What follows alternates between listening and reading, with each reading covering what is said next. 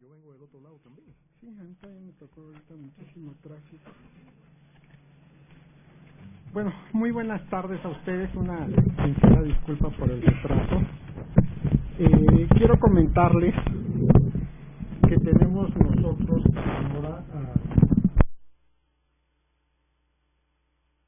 importantes de la OIT en normas internacionales del trabajo y experto en el derecho mexicano, yo debería decir, para decirlo, que es experto del derecho latinoamericano, tiene un conocimiento impresionante del derecho latinoamericano del trabajo y ha sido encomendado para realizar varias misiones en varios países de nuestra América Latina.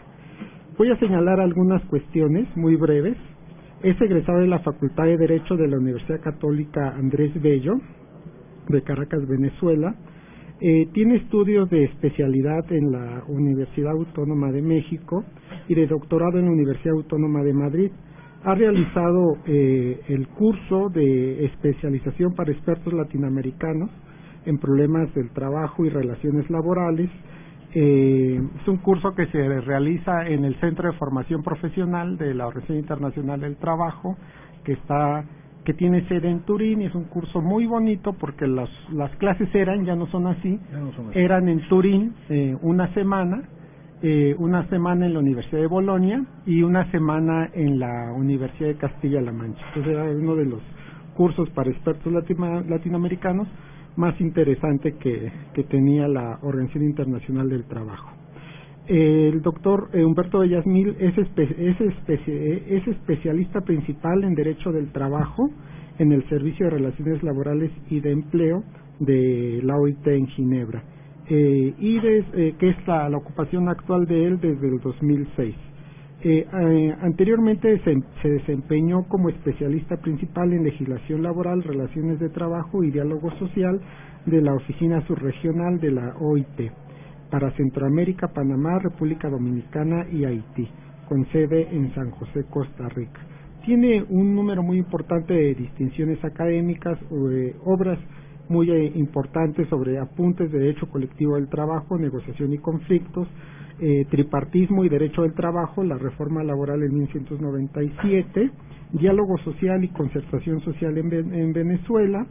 Dentro de sus últimas publicaciones podemos mencionar la incidencia de la OIT en el momento fundacional del derecho latinoamericano del trabajo, unas notas introductorias. Podemos mencionar también un trabajo sobre los nuevos conflictos colectivos en una obra denominada Globalización, el cambio del derecho del trabajo de un derecho de frontera a un derecho de fronteras. Estudio comparado en homenaje a los profesores Humberto Romagnoli y Guillermo González. Como se dan cuenta, tiene un trabajo muy importante y un conocimiento muy amplio de la legislación laboral. Así que para el instituto es un verdadero honor que se encuentre aquí con nosotros y seguramente para ustedes va a ser de mucho interés escucharlo. Así que sin mayor preámbulo le damos el uso de la palabra con una exposición que va a durar aproximadamente, Humberto, lo que usted me diga. No, lo que tú me digas, lo que se estile. Bueno, lo que se estila es hacerlo pensando en ustedes, 40 minutos para que después lo bombardeen de preguntas, ¿no? Vamos a aprovechar su estancia. Bueno, por favor. Muchísimas gracias. No sé si esto...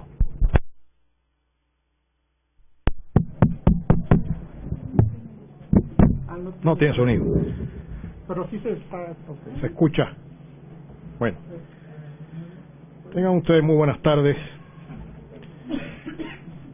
En primer lugar, déjenme agradecer y me van a permitir algunas palabras porque ya tengo edad para tener algunas cuentas pendientes con los recuerdos y con la gratitud.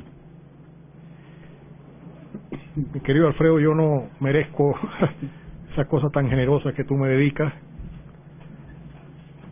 Lo que ocurre es que yo tengo una relación afectiva con este país desde mi primera infancia. Yo viví aquí de 2 años.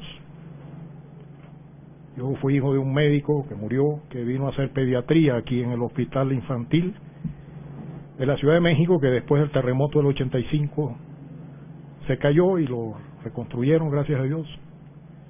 Aquí viví, después vine ya de adulto 1 año a escuchar, entre otras personas, a don Alberto Trueba Urbina. Son recuerdos imperecederos que llevo en mi vida. Y después, bueno, empecé la carrera docente en la Universidad Católica de Caracas, donde yo había estudiado, y mucho tiempo después llegué a la función internacional como funcionario de la OIT. Pero siempre México, como los latinoamericanos, no sé si fue un poeta que dijo, pero yo siempre lo repetí, siempre fue el hermano mayor. Y cada vez que vuelvo es no solamente reiterar un sentimiento y una gratitud que voy a llevar conmigo toda la vida, no, también es un homenaje a mi familia y desde luego reconocimiento a un país que le abrió los brazos a mi padre, a mi madre, a mi familia, a mi hermana, porque tengo 3 sobrinos mexicanos. De manera que lo que en verdad sí es esta relación de corazón y mucho menos méritos que yo no tengo, pero ojalá pudiera yo compartir con ustedes algunas cosas importantes que después de los 40 minutos podamos intercambiar. Este título que se propuso debe ser, en este momento está en revisión, un documento que aquí tendrán en su día, que va a ser publicado, dependiendo si haya que hacer algún ajuste o no, en la oficina regional de la OIT en Lima, en el marco de un proyecto de la OIT que se llama FORLAC, que es el fortalecimiento de, mejor dicho, el programa de formalización de la economía informal, que es un tema acuciante para el derecho laboral de este tiempo, como ustedes saben muy bien, y de eso hablaremos algo. Entonces se decidió ofrecer algo que no es muy común en este debate de la informalidad en los últimos años, que es una visión jurídica del tema de la informalidad. Un aporte desde el derecho latinoamericano.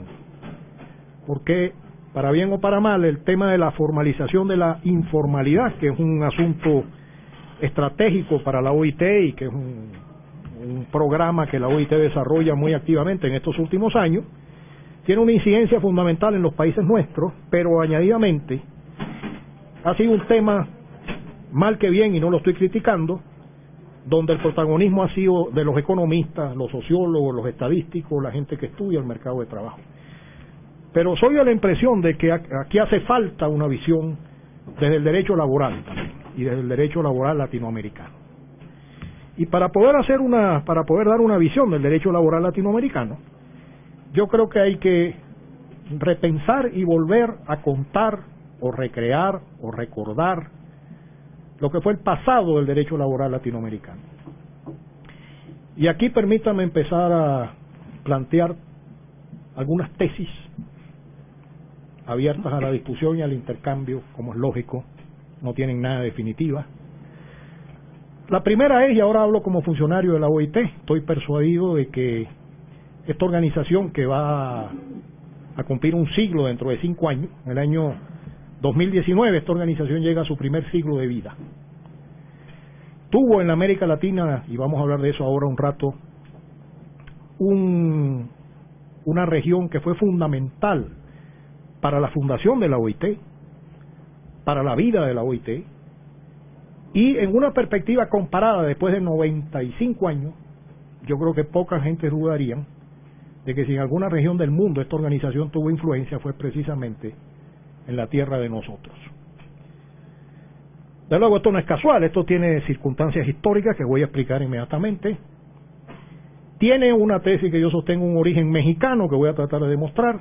Esa tesis no es mía, es una tesis del maestro Trueba Urbina, pero que ahora ha venido siendo retomada incluso por historiadores del Colegio de México, que han publicado incluso estudios con la Universidad de Ginebra, donde demuestran una cosa que yo escuché y entendí y siempre supe o creía que era cierta, pero que lo hagan desde la ciencia de la historia, historiadores mexicanos y europeos, indicando que hubo una influencia mexicana importantísima en la fundación de la OIT, cosa que la historiografía europea suele suele silenciar, eso no solamente es cierto, sino que ahora se está reiterando desde la ciencia histórica, no solamente desde la opinión de un jurista latinoamericano, que cree que sí, que hay elementos que permiten sostener que en la creación de la OIT, en el Tratado de Versalles de 1919, lo que me permite a mí, 95 años después, ser un funcionario de esta organización, hubo una influencia mexicana que yo quisiera destacar ahora dentro de un ratito. Bueno, esta organización, como el derecho laboral latinoamericano, y es la tesis primera que quiero plantear esta tarde, tiene que volver a beber de sus fuentes originales. Hay una palabra en castellano muy bonita que es la palabra abrevar, que significa volver a beber. Yo tengo la impresión de que aquí hay que volver a revisar, repensar, recrear y extraer. Esto no es un discurso de nostalgia, sino de un pensamiento que permita afrontar los desafíos que tiene esta disciplina, que es la disciplina del mundo a quien más le toca día a día, semana a semana, salir a justificarse.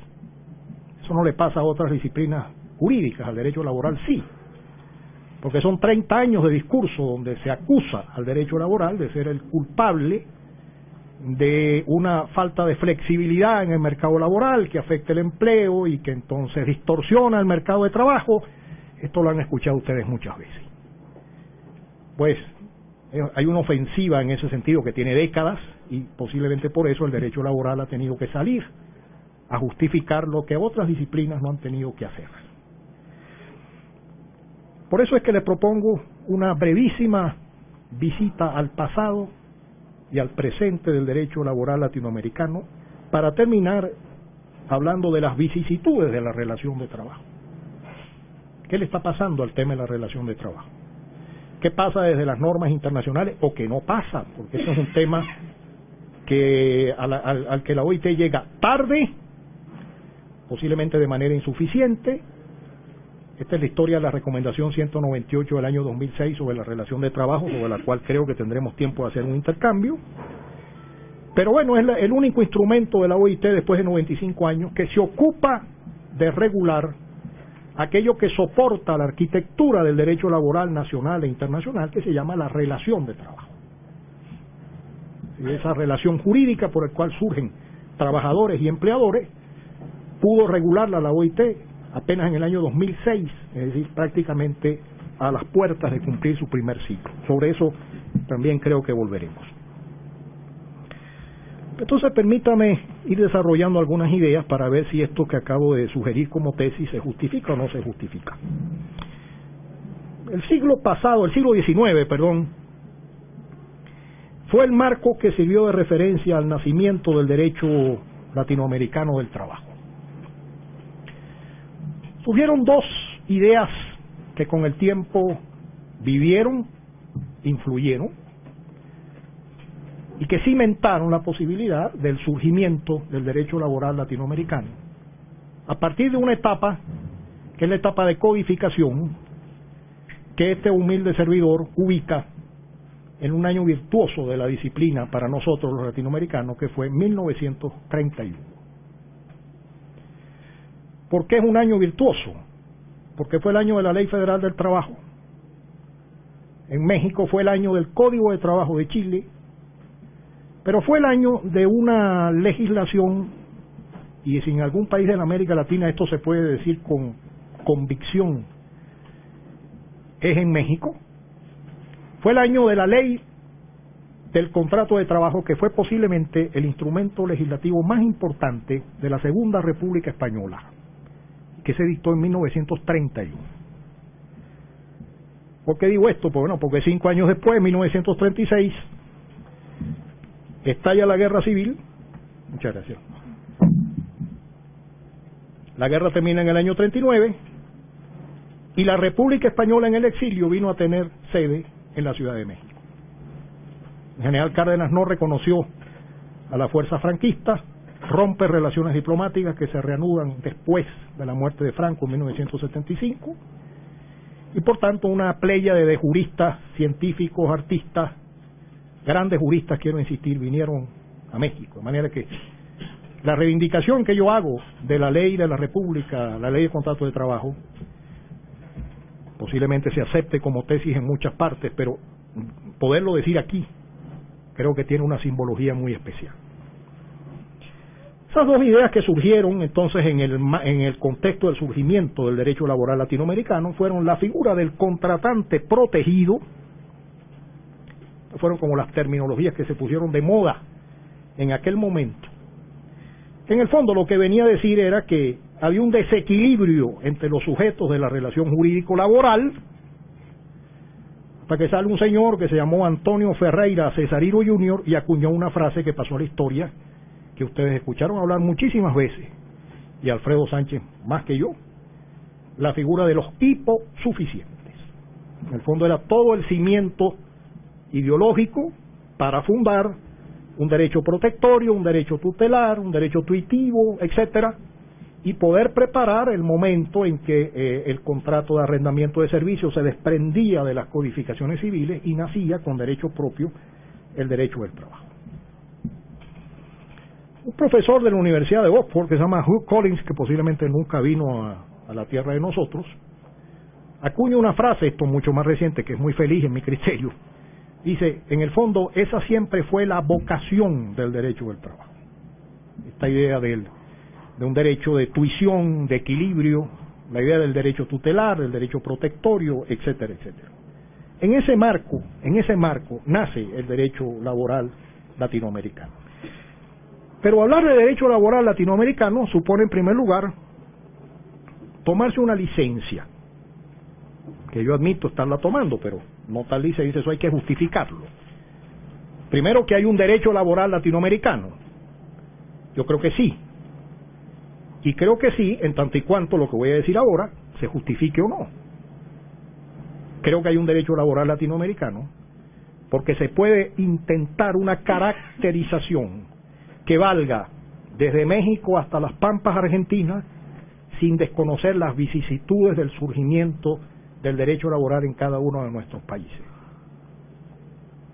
¿Cuál es esa caracterización que yo les propongo? La primera, la más tradicional, el derecho laboral latinoamericano fue un derecho preponderantemente heterónomo y garantista. La idea era que la protección tenía que venir de la ley. Esa ley era una ley que tendía a equilibrar el contratante protegido o equilibrar el estatus material de los hiposuficientes, diría el maestro Cesarino Jr. Y por lo tanto, ese régimen jurídico garantista y de protección lo iba a dar la ley.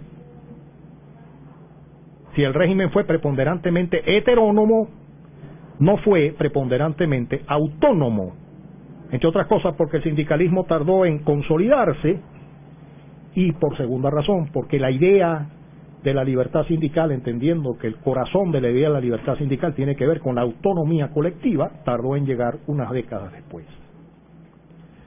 Fue un derecho preponderantemente heterónomo y garantista. En segundo lugar, fue un derecho que se constitucionalizó en las primeras décadas del siglo pasado. Y obviamente el pivote de esta afirmación no puede ser sino la Constitución mexicana del año 17. El tiempo del constitucionalismo social, eso nadie lo discute ya, o como llaman algunos, el momentum del constitucionalismo social tuvo dos referentes a los dos lados del Atlántico: Querétaro y Weimar en 1919. Esto es fundamental porque la OIT nace en 1919. Entonces la historiografía europea, por décadas, ha dicho que los antecedentes para la fundación de la OIT y en la parte 13 del Tratado de Versalles de París, que era un tratado donde se estaba poniendo fin a la Primera Guerra Mundial, pero estaban pasando muchas cosas importantes para el derecho internacional público. Posiblemente es la única vez en la vida que ocurrió algo así. Ese tratado ponía fin a la guerra, fue un tratado de paz, un tratado militar, pero fue un tratado que determinó la fundación de la Liga de las Naciones, pero también determinó la fundación de la OIT y incorpora un instrumento que se conoció en la historia del derecho laboral como la Carta del Trabajo, que era el artículo 427 del Tratado de Versalles, que hoy día es la Constitución de la OIT. Esta Constitución de la OIT nace del Tratado de Versalles. Textualmente, el título 13 de la Constitución de la OIT sale del Tratado de Versalles y es hoy día la Constitución de la OIT. El preámbulo que ustedes pueden leer al consultar la Constitución de la OIT viene del Tratado de Versalles. Los 40 artículos inmediatamente siguientes también, y el documento que está inmediatamente después del artículo 40, que es Declaración sobre los principios y fines de la Organización Internacional del Trabajo, es la celebérrima Declaración de Filadelfia de 1944. Para este humilde servidor, posiblemente la declaración más importante en la historia de esta organización. ¿Por qué? Porque en 1944 ya se presagiaba el fin de la Segunda Guerra Mundial. La OIT era una agencia de la Liga de las Naciones. La Liga de las Naciones fue arrastrada por el fin de la Segunda Guerra Mundial y, sin embargo, la OIT resistió el fin de la Segunda Guerra Mundial y se salvó. Por eso, esta organización tiene, entre otras peculiaridades, que hoy día es una agencia de las Naciones Unidas, pero es más antigua que las Naciones Unidas. Es un caso único en la historia. Esta organización siempre fue una organización vinculada a la Sociedad de las Naciones, tanto es así que nacieron en el mismo tratado. Termina la Segunda Guerra Mundial, la Liga de las Naciones no pudo sobrevivir a la guerra y la OIT sí. ¿Por qué pudo sobrevivir? Para mí, por la Declaración de Filadelfia de 1944. Si tenemos tiempo volveremos sobre ello para justificar más el argumento. Pues bien, esa declaración es parte de la Constitución de la OIT desde 1946. Ese es el texto que ustedes leerán si revisan la Constitución de la OIT inmediatamente después que termina el artículo 40 de la Constitución. Esta referencia a Querétaro es fundamental porque ahora me permite justificar algo que dije antes. Yo sostengo que hubo una influencia mexicana en el Tratado de Paz de Versalles, que históricamente se silenció. Y hay elementos que permiten al menos admitir que el argumento es razonable, por lo menos no lo inventé yo, pero que la tesis es perfectamente razonable. La Comisión de Legislación del Tratado de París la dirige un señor dirigente sindical de los Estados Unidos, que se llamaba Samuel Gompers, que era el líder de la American Federation of Labor. En ese momento no se habían fusionado las dos centrales, la CIO y la AFL. Y este señor, el presidente Wilson, le pide que se incorpore a la delegación europea que iba a ir a París a firmar y a negociar el Tratado de Paz. Tratado de Paz de 1919. Efectivamente eso ocurre y después la diplomacia norteamericana logra que la Comisión de Legislación, de donde salió el título 13 del Tratado de Versalles, que es la Constitución de la OIT, y esa es la Carta de Ciudadanía de la OIT. La Constitución de la OIT es eso, salió de aquí y vive hoy en la Constitución de la OIT. Esa comisión la dirige, la presidió este señor, Samuel Gompers, que no era jurista, pero que desde luego representaba a un país clave en ese momento y de gran gravitación internacional, que eran los Estados Unidos. ¿Por qué entonces digo yo que hay una presencia mexicana si este señor era norteamericano? Por la sencilla razón de que los vínculos de Gompers con México eran absolutamente conocidos. El profesor Sánchez Castañeda conoce esta historia muchísimo mejor que yo, y lo he leído en este sentido. Cuando el presidente Calles está protestando en el Zócalo, hay una foto histórica en la que sale el presidente Calles, al lado derecho está el señor Samuel Gompers. Samuel Gompers funda la COPA, que era la Confederación Panamericana del Trabajo, Confederación Obrera Panamericana, y el número 2 de Gompers era Luis Napoleón Morones, que era un dirigente sindical importantísimo, mexicano, cuya historia ustedes conocen mejor que yo. Está documentado que incluso durante la Constitución de Querétaro, aparentemente, según he leído algunos autores, que Gompers puede haber estado incluso escuchando algunos de los debates. Y mucho más importante que si estuvo o no estuvo, es que conoció de primerísima mano la Constitución, el proceso y especialmente el artículo 123. Un profesor del Colegio de México que publica regularmente en Europa y que ha hecho trabajo conjunto con la Universidad de Ginebra, profesor de apellido Herrera, si mi memoria no me falla, dice que incluso en las primeras reuniones Gompers repartió versiones de la Constitución Mexicana del 17 y especialmente el artículo 123.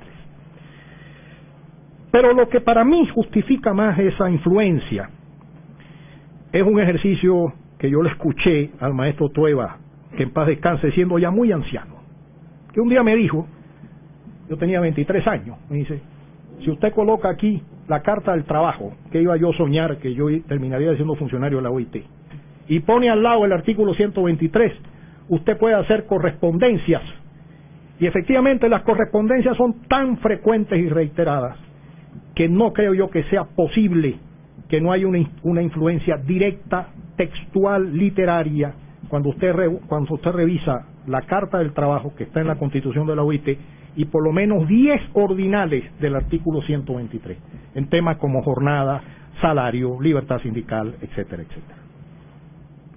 Esa es la razón por la cual creo que hubo una influencia mexicana directa en este sentido. El resto fue un personaje que también se silencia absolutamente de manera injusta, que fue el único latinoamericano presente en la Comisión de Legislación de donde nace el Tratado de Versalles y nace la Constitución de la OIT, que se llamó el doctor Antonio Sánchez de Bustamante, que es el responsable de que todos ustedes hayan estudiado, y yo también, con los profesores de Derecho Internacional Privado, el celebérrimo Código de Bustamante, que es el Código Latinoamericano de Derecho Internacional Privado.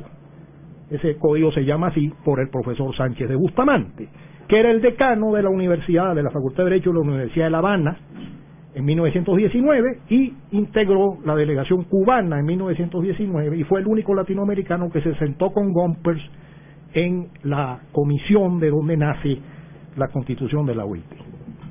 De manera que para mí hubo ahí una influencia doble de un latinoamericano, un jurista de enorme prestigio que después se pasó 20 años de su vida en la Corte Internacional de Justicia, y desde luego de un hombre que no era latinoamericano, un hombre desde luego controversial en su historia, su biografía, esto también hay que decirlo, pero que está más que documentado que tuvo un conocimiento y una relación directísima con México en las primeras décadas del siglo pasado.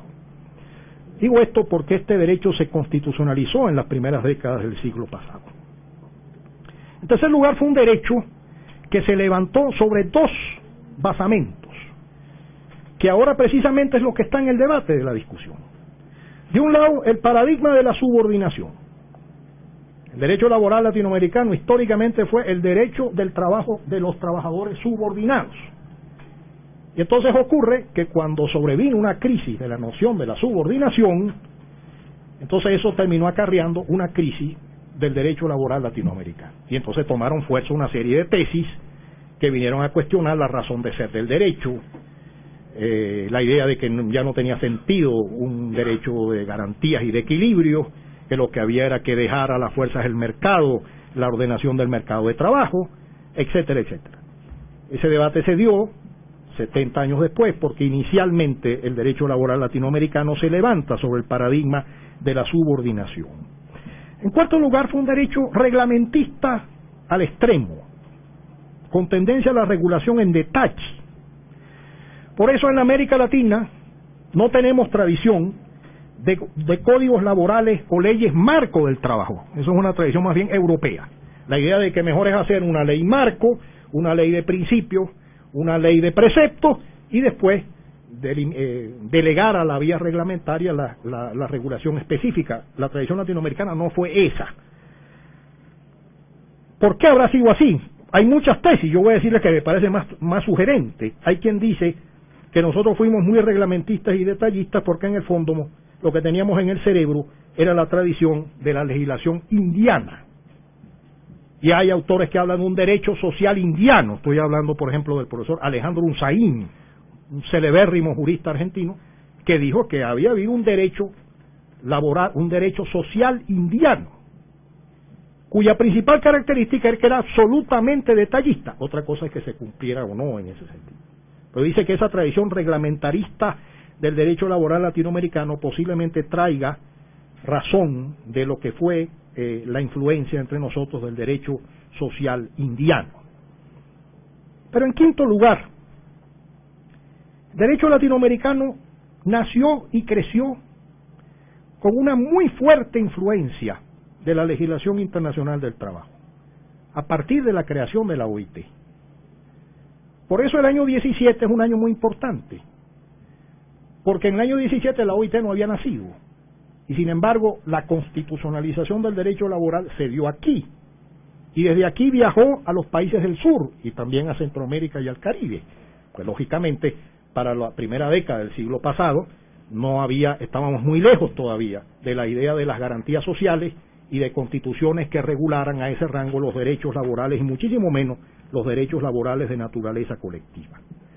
Pero evidentemente, y si tenemos tiempo le voy a dar datos que quizás sorprendan, fue un derecho que tuvo una clara influencia de la legislación internacional a partir de la creación de la OIT en 1919 y del inicio del proceso de codificación que yo sostengo nació aquí, nació en Santiago, nació en Madrid con la ley del contrato de trabajo, y todo eso determinó el contexto que puso a andar un proceso de codificación laboral latinoamericana que para mí termina en 1963, cuando la República de El Salvador es el último país latinoamericano que pasó un código laboral ya en la década de los años 60.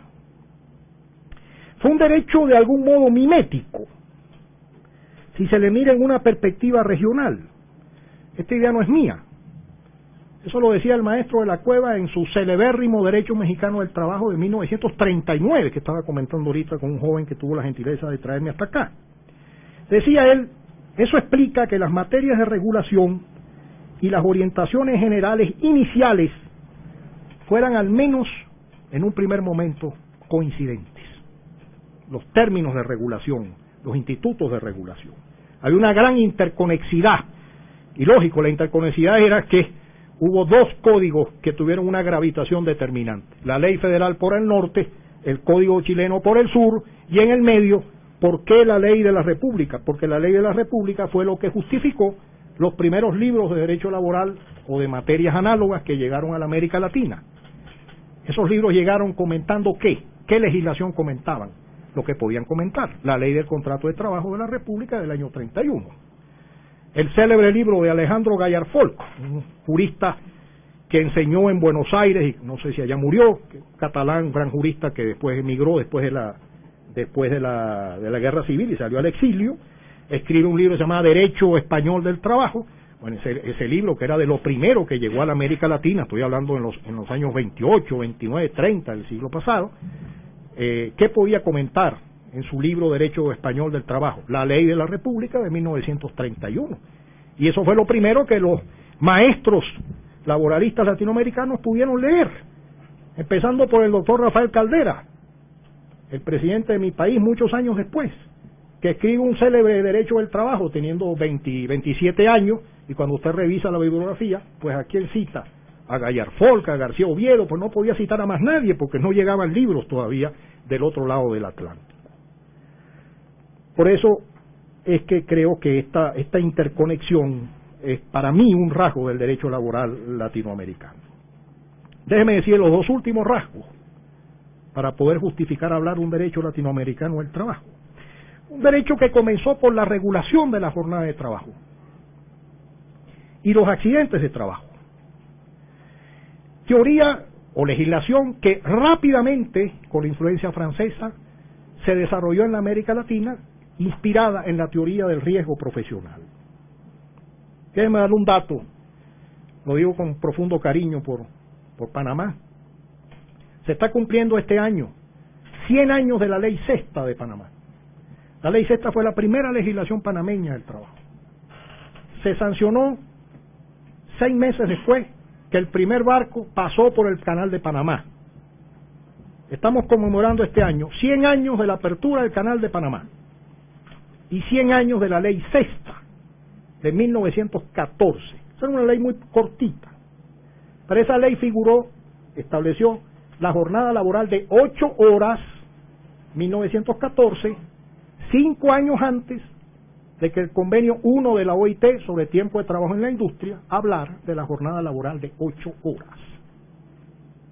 Esto es muy importante reiterarlo, porque si bien es cierto, yo sostengo que fue un derecho muy influido por la legislación internacional y muy interconectado por todo esto que he tratado de explicar, también fue un derecho que tuvo experiencias propias, la constitucionalización aquí. El caso de Panamá es admirable porque era un país de escaso 1 millón de habitantes, creo que no llegaban, que habían tenido un proceso de independencia absolutamente convulso y que en el año 14, cuando pasó el primer barco, el canal, el barco Ancón, 5 meses después dicta una ley que es la célebre ley sexta, que por cierto se está conmemorando ahora también y que va a venir un libro conmemorativo de los 100 años de esta ley. Y el último elemento caracterizador fue un derecho desde sus prolegómenos marcadamente intervencionista, lo que conecta con la primera idea, era un derecho muy heterónomo. Pero esa intervención del derecho latinoamericano tuvo 2 modalidades absolutamente contrastantes. Un derecho de intervencionismo protector, progresista diríamos en algún momento, si usted piensa en las relaciones individuales de trabajo, la jornada, tiempo de trabajo, el descanso, el fuero materno, los accidentes de trabajo. Es decir, en materia del derecho individual, fue un derecho de claro carácter protector muy inicialmente, pero fue profundamente controlador, injerencista dirían en España, en relación a los derechos colectivos. Y eso era perfectamente lógico. Nosotros tenemos una larga tradición autocrática, y entonces obviamente había un recelo a lo que podía significar el surgimiento de un sindicalismo que, como pasó en muchos países nuestros, terminó teniendo el liderazgo político de calle, de sociedades en los años 30, 40, y que si crecían mucho, podían perfectamente en un momento tener una disputa de poder político con los que fueron los regímenes muchas veces autoritarios de nuestra tierra latinoamericana. Entonces es natural que el derecho latinoamericano fuera en este sentido muy restrictivo, muy receloso de lo que podía significar la irrupción del derecho laboral, específicamente del derecho colectivo. A partir de ese momento, y por supuesto no tengo tiempo de detenerme en casos verdaderamente interesantes, comienza, en este trabajo si se publica, ustedes van a ver que aquí pasaron cosas muy interesantes, y no me refiero solamente a México, a toda la región, desde muy temprano el siglo pasado, incluso desde finales del siglo XIX. No tengo tiempo en detenerme en eso. Pero sí, creo que se justifica una detención en los míticos años 30 del siglo XX. ¿Por qué? Porque ese es el momento de la codificación. La década de los años 20 del siglo pasado, menos de 10 años después de la fundación de la OIT, se inicia en América Latina el proceso de ratificaciones de los instrumentos internacionales del trabajo emanados de la OIT. Esto es lo que justifica decir que fue un derecho históricamente muy influido por las normas internacionales del trabajo. Para finales de la década de los 50 del siglo pasado, la región del mundo que más convenios de la OIT había ratificado era con diferencia la América Latina.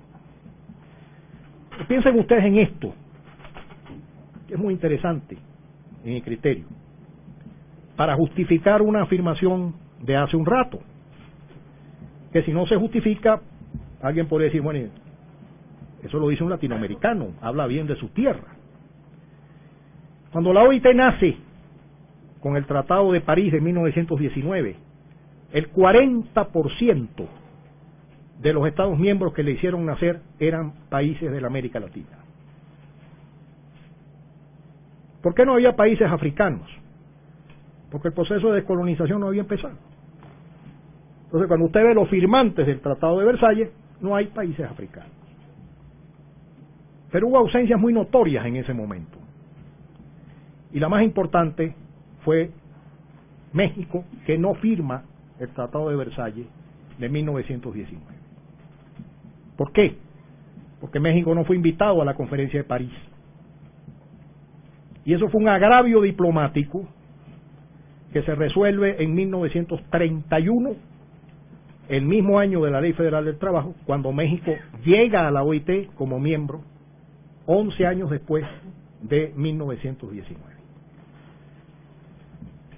Yo sostengo que la página que cuenta la historia de cómo la OIT, el primer director general, Albert Tomás, dispone toda una ofensiva diplomática, ofensiva en el mejor sentido, para atraerse a la OIT, para lograr que finalmente la OIT llegara a ser, México llegara a ser miembro de la Organización Internacional del Trabajo. Es para mí una de las páginas diplomáticas más interesantes de esta casa y que yo creo que deberían reescribirse. Y ahora que está aquí el profesor Alfredo Sánchez Castañeda, quería decirle que ayer en una reunión me permití sugerir, y desde luego si eso caminara en este proyecto tendría que tener un protagonismo absoluto y lógico. La UNAM, el año 2016, se van a cumplir 85 años del ingreso de México a la OIT. Yo creo que eso justifica una edición donde esta historia se cuente, esta historia se vuelva a recrear y las nuevas generaciones de juristas mexicanos sepan por qué, para algunos, este modesto servidor también, esa circunstancia que determinó la llegada a la OIT de México en 1931 sea uno de los momentos más interesantes de la diplomacia de esta casa.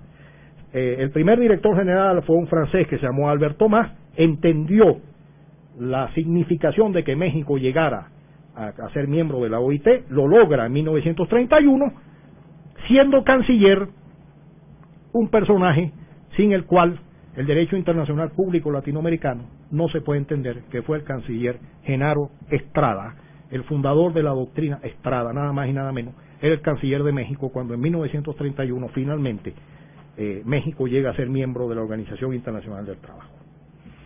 Este comentario viene a relación, ¿por qué?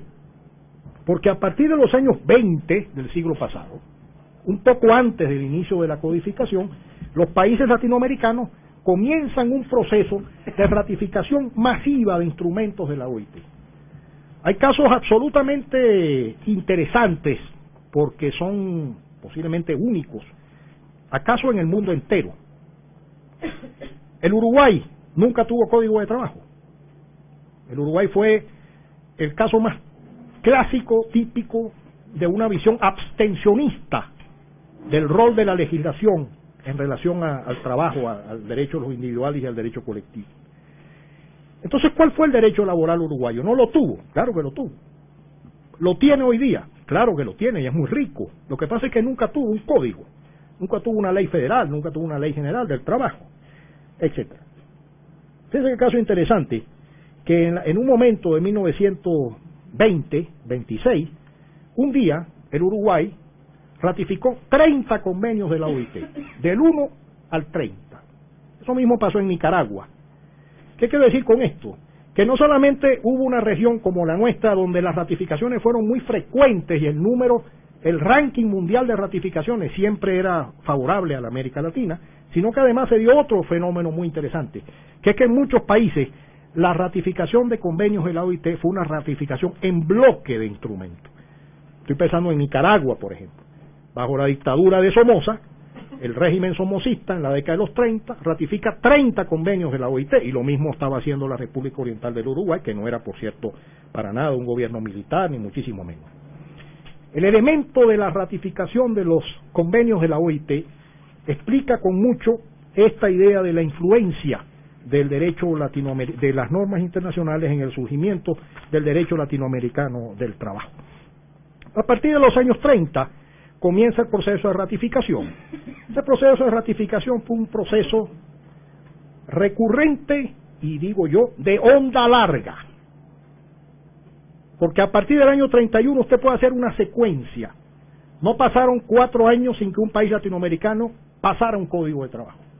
Mire usted lo sorprendente de esto. México 1931, Chile 1931, mi país 1936. Ecuador, 1939. Después la cosa se fue para Centroamérica. Costa Rica, 1943. Guatemala, 1945. Panamá, 47. El señor Trujillo pasó una ley, el Código Trujillo, 1951. Fue el Código Trujillo, no porque yo lo llame así, sino porque pasaron una reforma que decía, esta ley tiene un solo artículo. A partir de la sanción de esta norma, su publicación en el Boletín Oficial del Estado, este código pasará a llamarse Código Trujillo del Trabajo. Así que no es una manera mía de llamarlo así, sino que es una expresión estrictamente legislativa de lo que era la República Dominicana en la década de los años 50. Bueno, hasta que en 1963 se sanciona el Código de la República del Salvador. No hablemos más de historia, porque en los minutos que me quedan quiero entonces introducir una reflexión sobre qué le pasa al derecho laboral latinoamericano en este momento. Y aquí voy a expresar 2 o 3 tesis, porque estoy seguro que las preguntas van a ser mucho más interesantes que lo que yo pueda decir, y estoy seguro que vamos a tener un intercambio. La tesis es muy simple.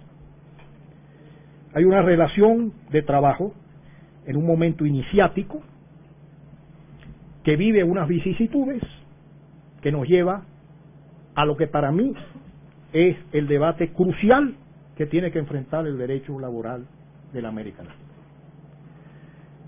Hay una vicisitud de la relación de trabajo que se suscita por una razón perfectamente constatable. La visión que tenían los codificadores de la década del 30 del siglo XX era una visión fordista del mundo del trabajo. Eso es lo que tenían enfrente. Esa era la inteligencia que tenían en la cabeza. Estas leyes venían a regular procesos con una industria incipiente, cuando los países latinoamericanos, influencia cepalista, por cierto, abrazan la doctrina de la sustitución de importaciones y del crecimiento hacia adentro. Comienza un proceso de industrialización en unos países más importantes que en otros, en algunos países más consolidados que en otros bastante más tardíos. Bueno, eso es lo que tenían enfrente los que legislaron los códigos laborales, independientemente de su nombre, a partir de la década de los 30 del siglo pasado. Ese derecho vivió lo que un autor francés llamó los 30 gloriosos, también en la América Latina. Los años gloriosos que vinieron del fin de la Segunda Guerra Mundial hasta comienzo de los años 70, cuando la crisis petrolera determinó el fin de los 30 gloriosos, la célebre tesis de Jean Forastier en ese libro ya celebérrimo en ese momento. Y llegamos hasta el día de hoy, en el que se produce, esta es la otra tesis, posiblemente el desafío más importante que tiene enfrente el derecho laboral latinoamericano, y creo que esta reflexión vale también para el derecho laboral iberoamericano. No creo que sea, por cierto, una situación extraña a lo que está pasando en España, todo lo contrario, todo lo contrario.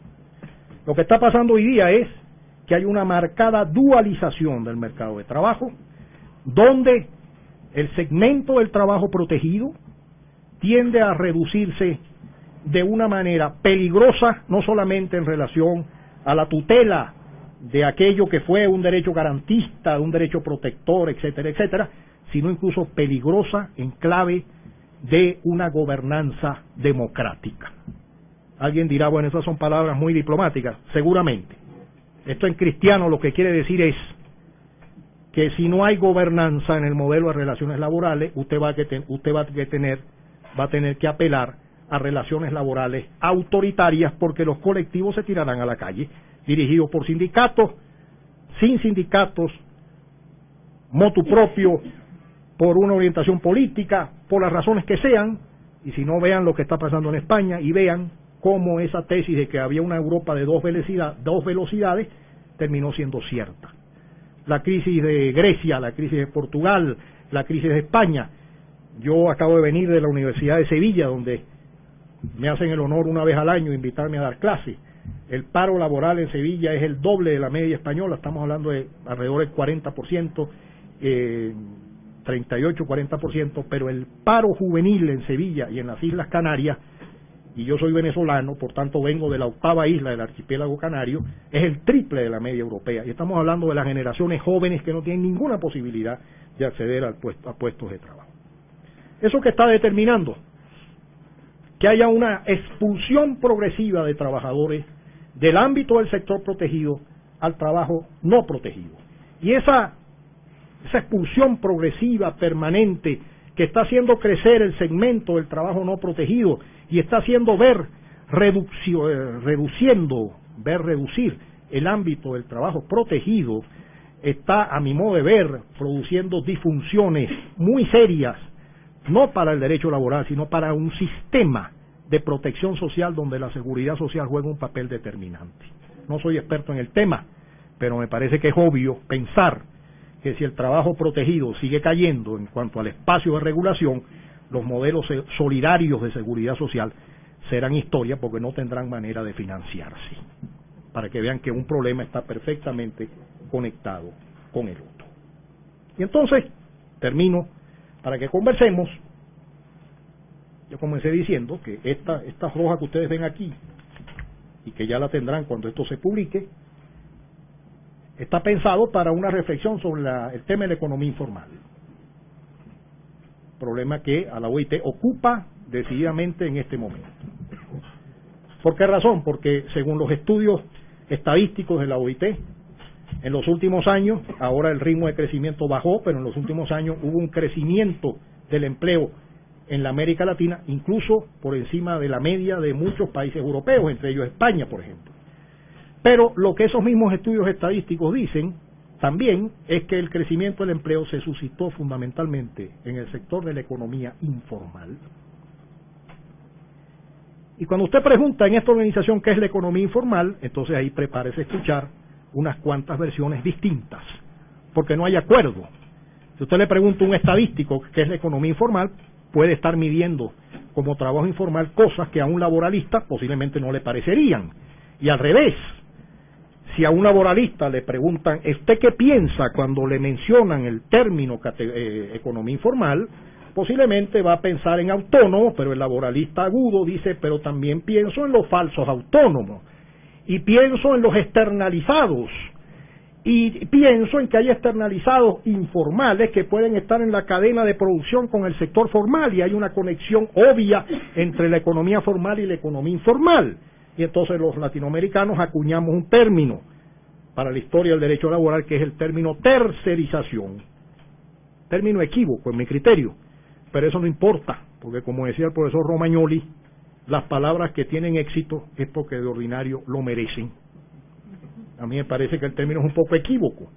¿Por qué? Porque cuando yo estudiaba Derecho, un profesor de Economía me decía, los empleos del sector terciario son los empleos del sector de los servicios. Entonces yo me aprendí aquella historia, yo no era economista. Entonces había una gráfica que decía sector primario, secundario y terciario. Y entonces en los países que no tienen un sector industrial expandido, crece el sector de los servicios. Y yo escuché la palabra relaciones de tercerización, no por el significado que le damos ahora, sino por la referencia al sector de los servicios. ¿En qué pensamos en América Latina cuando hablamos de tercerización? En relaciones triangulares de trabajo. Pero déjeme decir la última tesis, ya para que empecemos a intercambiar. Esto no tiene nada de novedoso. Nada. Si usted toma la ley federal del año 31, usted verá la regulación del contratista, usted verá la regulación del intermediario. Por eso la ley venezolana del 36 habló de lo mismo, porque la ley mexicana tuvo una enorme gravitación en la legislación laboral de la América Latina. Tanto en la figura del contratista de hace 70 años o la figura del intermediario, el elemento definidor es que había una relación triangular en tanto y cuanto la regulación, el esquema jurídico laboral tradicional, que era un esquema binario, daba paso a una relación a tres. Eso no tiene nada de novedoso. La OIT le dedicó convenios al tema de la subcontratación, eso es una historia bastante triste, por cierto, si hubiera tiempo hablaríamos sobre ello también. Al tema de los contratistas, hace muchas décadas. El convenio 181, reciente, del año 97, es el convenio sobre las agencias privadas de colocación. La agencia privada de colocación es una típica relación triangular. Esa no es la novedad. La novedad es una intensidad del fenómeno de la externalización que la OIT no pudo imaginar y que el viejo derecho laboral latinoamericano jamás pudo presagiar que le ocurriría 70 años después. Y déjeme terminar con esto. Se está dando un proceso de descentralización y de externalización, muchas veces en cascada. Estamos en camino de lo que el profesor Juan Rivero Lama, que en paz descanse, un catedrático en la Universidad de Zaragoza, llamaba vamos a la empresa escueta. Si esta tendencia no se modera, podemos imaginar en 20 años empresas con 2 o 3 gerentes y todo lo demás externalizado. Y entonces se producen dos fenómenos que por supuesto retan aquel ideario que justificó el nacimiento del derecho laboral latinoamericano. Y es lo que yo modestamente llamo las dos desidentidades. La desidentidad individual, el trabajador, y esa es la idea de la recomendación 198 de los 2006 de la OIT, trabajador que no sabe, duda, primero si es trabajador de alguien, si tiene un empleador conocido, y si la relación entre el empleador conocido y él es una relación de trabajo.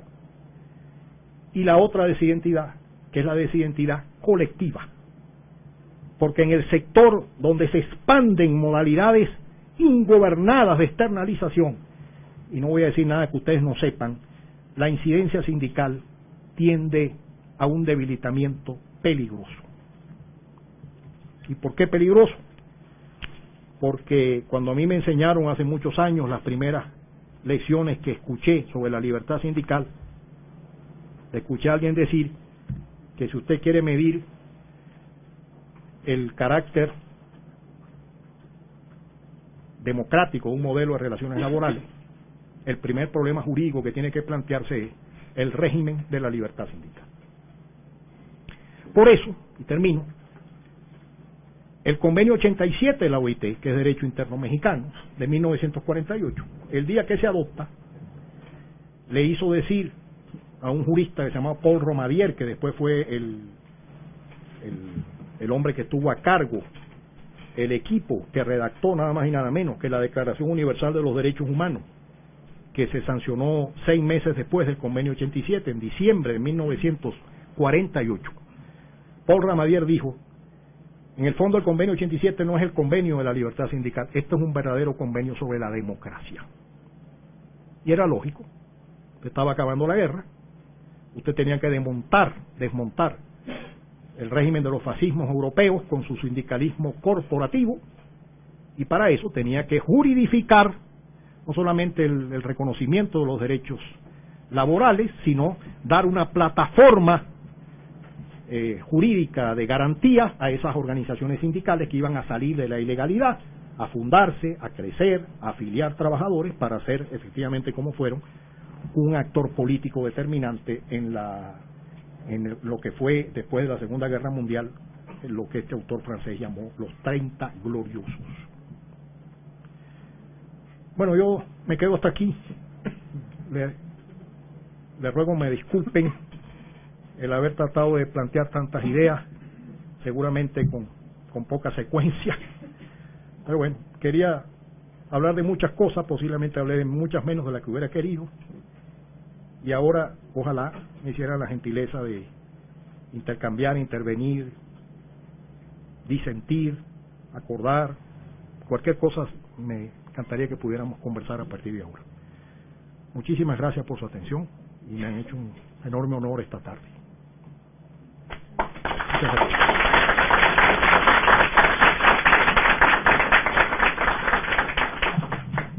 Bueno, le queremos agradecer al doctor Humberto Villasmil. Si estuviéramos en la OIT le diríamos el señor Humberto Villasmil, porque es lo que se suele estilar hacer.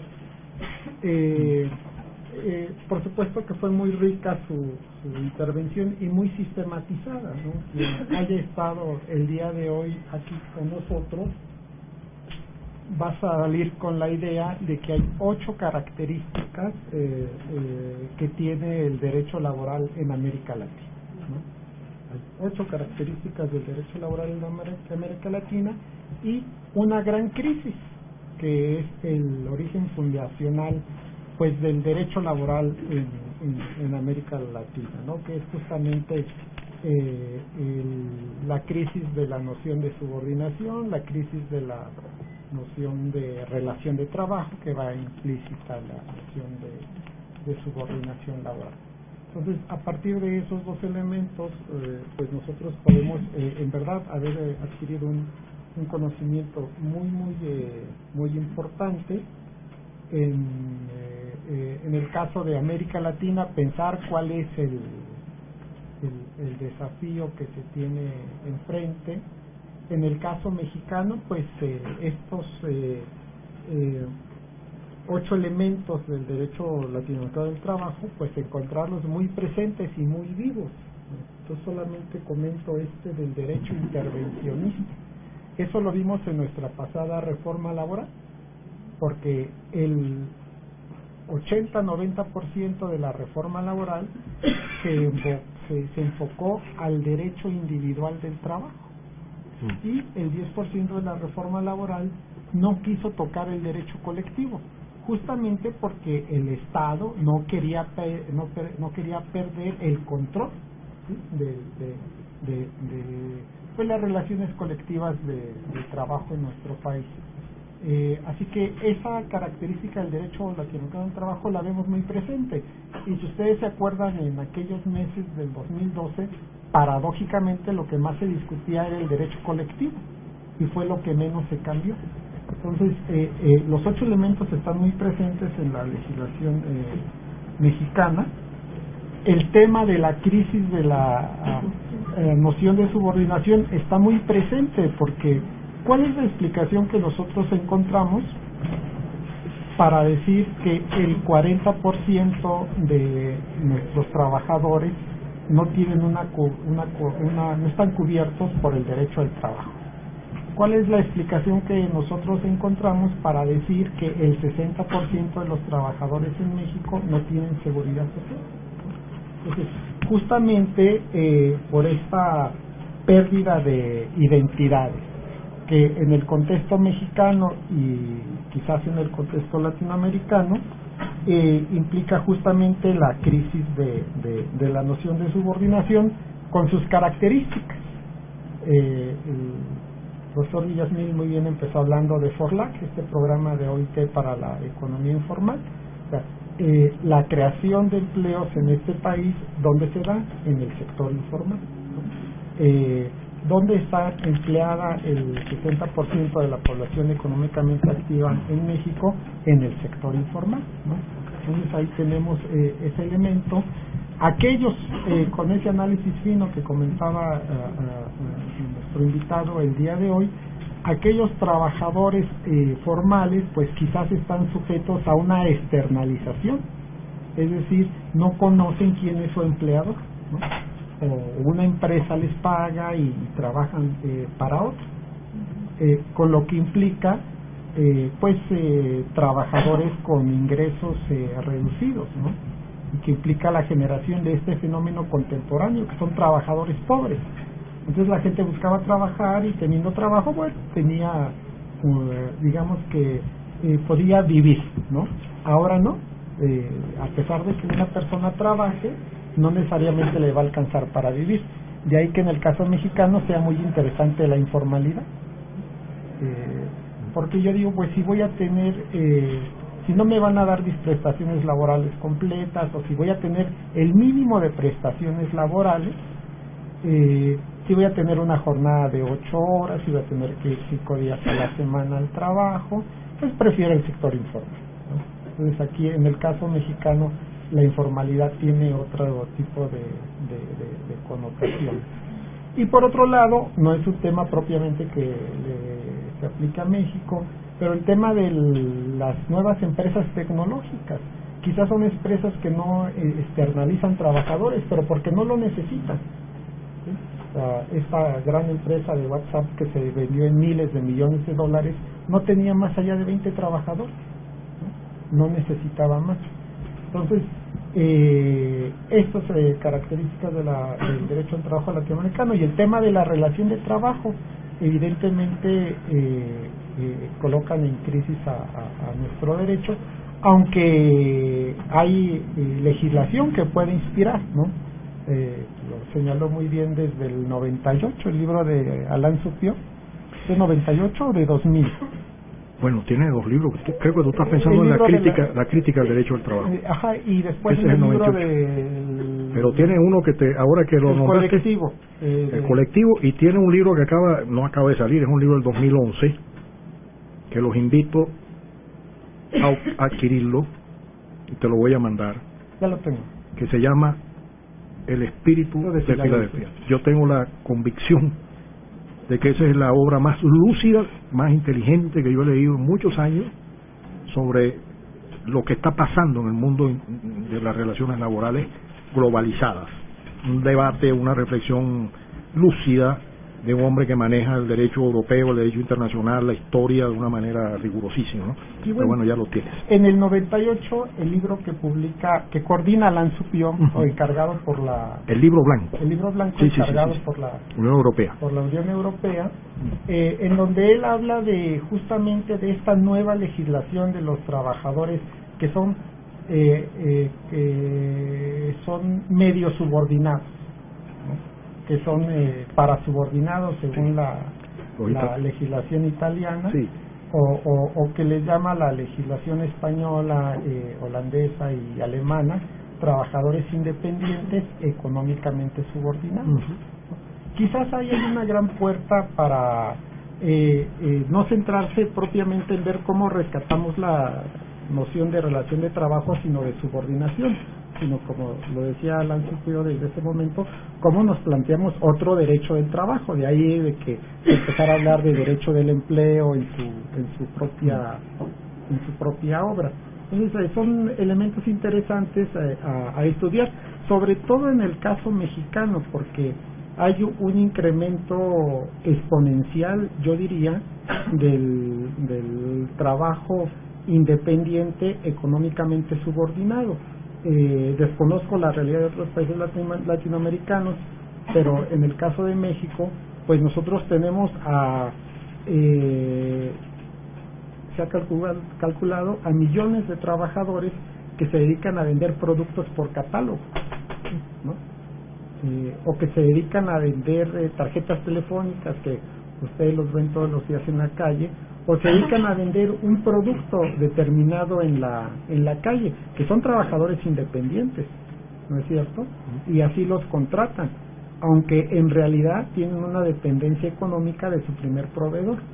Y ahí yo quisiera rescatar el discurso de Mario de la Cueva, que señaló tanto en su primer libro de Derecho Mexicano del Trabajo y en su nuevo Derecho Mexicano del Trabajo. Mario de la Cueva decía que no habría que pensar solamente en la dependencia jurídica, sino también en la dependencia económica. Entonces, cuando hay una dependencia económica, genera un tipo de derechos y de obligaciones. No quiere decir que sean los mismos derechos y obligaciones clásicos del derecho al trabajo que conocemos y del derecho de la seguridad social, pero sí se tienen que pensar derechos y obligaciones para este tipo nuevo de actividades laborales, por no llamarlas relaciones de trabajo. Pero bueno, yo en realidad estaba haciendo tiempo para que ustedes elaboraran más preguntas. Ya tiene algunas preguntas Humberto Villasmil, así que podrá dar respuesta a las que tiene y si hubiera esperamos. No sé si hay alguna intervención oral que alguien quiera decir. O de viva voz. De viva voz. Normalmente los papelitos los utilizamos cuando estamos en un gran auditorio, que nos es difícil las intervenciones de viva voz, pero si las quieren hacer, con mucho gusto. De todas formas, yo después voy a contestar estas tres, pero si hubiera algún comentario, alguna intervención, con el mayor gusto. Bueno, comenzamos con estas mientras se animan, si quieren ustedes hacer alguna pregunta de viva voz. Bueno, aquí hay una de... por favor. Muy buenas tardes. Buenas tardes. A todos. Felicidades por la ponencia. Yo acabo de estar en mayo en su país, justamente en un seminario internacional de posgrado de Derecho del Trabajo, y hablamos entre varias personas de diferentes países latinoamericanos justamente sobre el análisis de la relación de trabajo. En este seminario yo comentaba que en México, a pesar de que académicamente existe el concepto, como menciona el doctor Sánchez Castañeda, de el trabajador independiente, en la práctica, en el litigio laboral jurisdiccional, no se maneja así, puesto que el trabajador independiente como tal no existe, pues no está protegido por el derecho del trabajo. Tan es así que el artículo 8º de la Ley Federal del Trabajo define al trabajador como el subordinado. En otros países latinoamericanos, el suyo no es la excepción, justamente comentaban sobre el trabajador independiente o autónomo, con sus diferentes conceptos, con sus manejos propios, según muy de acuerdo al aspecto regional, y ahí era donde sí había enormes diferencias con la realidad mexicana, que en lo personal me ha tocado vivir en la práctica del litigio.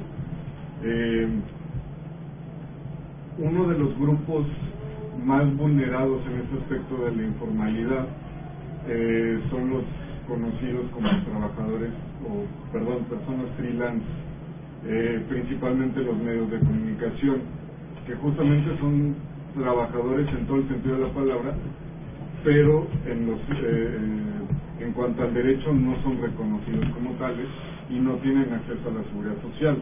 Esta misma situación, tal vez de una manera no tan evidente, se da con trabajadores de otras industrias o de otros gremios. Ya comentaba el doctor Sánchez Castañeda sobre las alarmantes cifras de la informalidad laboral y de esta crisis de la subordinación. Probablemente sea necesaria una revisión normativa modificando el aspecto del artículo 8º de la Ley Federal del Trabajo para poder incluir en el propio texto legal el concepto de trabajador independiente autónomo y poder atraer ya dentro de un aspecto jurídico a los trabajadores informales. ¿Qué opina al respecto? ¿Les parece comienzo por esta reflexión y después, si se animan a intervenir, o empezamos después inmediatamente a las preguntas? Tú estás planteando un tema que tiene una enorme importancia, porque efectivamente tu primera reflexión es si el derecho laboral latinoamericano fue el derecho del trabajo subordinado. Los trabajadores independientes han estado históricamente al margen de un régimen que es este régimen laboral de codificación, como lo quisiéramos llamar. Muy bien, ¿qué está pasando hoy en el derecho comparado? Está pasando que hay países, España por ejemplo, que deciden hacer un estatuto laboral del autónomo. Eso es una opción legislativa, es una opción de política legislativa. Buena, mala o regular, es una opción. Pero una reflexión más bien en el ámbito académico, que todavía que conozca yo no tiene un impacto en leyes concretas, pero que en el mundo académico viene tomando cuerpo, es lo que el profesor Hermío Uriarte, que en paz descanse, reflexionaba diciendo: es que el derecho laboral debe ser el derecho laboral y punto. Una frase que le escuché muchas veces. Si es el derecho laboral y punto, ya no es el derecho laboral de los trabajadores subordinados. Eso posiblemente va a llevar a repensar la ingeniería de nuestras legislaciones laborales, que se hicieron pensando no solamente en el trabajo subordinado, sino en una visión fordista de las relaciones laborales. La crisis de la subordinación coincide con la irrupción de un modelo post-fordista de relaciones laborales, donde se movieron muchas cosas que, como yo soy caribeño, nos gusta el béisbol, nos encontraron con el cuadro movido. La bola pasa porque usted movió el shortstop buscando segunda, dejó un espacio y la pelota pasó. Y eso es lo que creo yo que efectivamente está pasando. Pero la segunda reflexión es lo que tiene que ver este tema de los independientes o autónomos en el escenario de repensar necesariamente la relación de trabajo.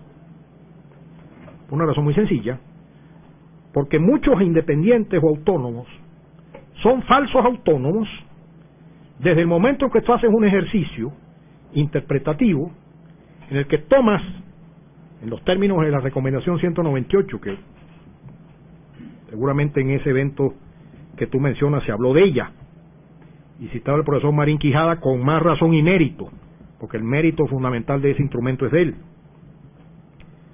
Esa recomendación, ¿qué tiene de importante para mí? Muchas cosas.